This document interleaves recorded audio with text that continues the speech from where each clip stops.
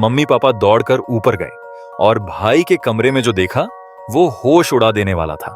सपने जैसी ही वही औरत वहां खड़ी थी, भाई के सामने, और फिर से वो अपने हाथ फैला रही थी। पापा ने जोर से चिल्लाया। बस एक पल की झपकी में वो औरत गायब हो गई। उसके बाद के कुछ महीनों तक पापा ने कई बार उस औरत को देखा, कभी पड़ोसी के घर के बाहर, कभी हमारे आंगन में, कभी पेड़ पर बैठी हुई। हर बार जैसे ही नजर मिली वो गायब हो जाती। फिर एक दिन हमारी पड़ोसन आंटी श्याउन ने भी उसी औरत को देखा।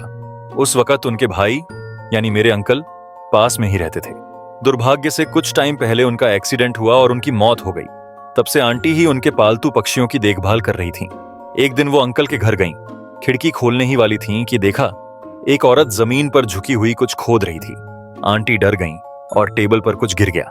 आवाज से वो औरत चौंकी। धीरे धीरे उसने सिर उठाया, फिर बहुत धीरे से अपना चेहरा घुमाया। औरत का चेहरा देख के आंटी बुरी तरह डर गईं। लेकिन इस बार आंखों में आंखें होने के बावजूद औरत गायब नहीं हुई। वो किसी जानवर की तरह चीखी और आंटी की तरफ दौड़ी। आंटी घबराकर पलटी और भागी। शुक्र है कि उन्हें कुछ नहीं हुआ। सबसे अजीब बात यह थी कि उस दिन के बाद उस औरत को किसी ने नहीं देखा। कई साल बीत गए। आज तक कोई नहीं जान पाया कि वो औरत थी कौन, और थी भी तो क्या। सच कहूं तो मैं जानना भी नहीं चाहता।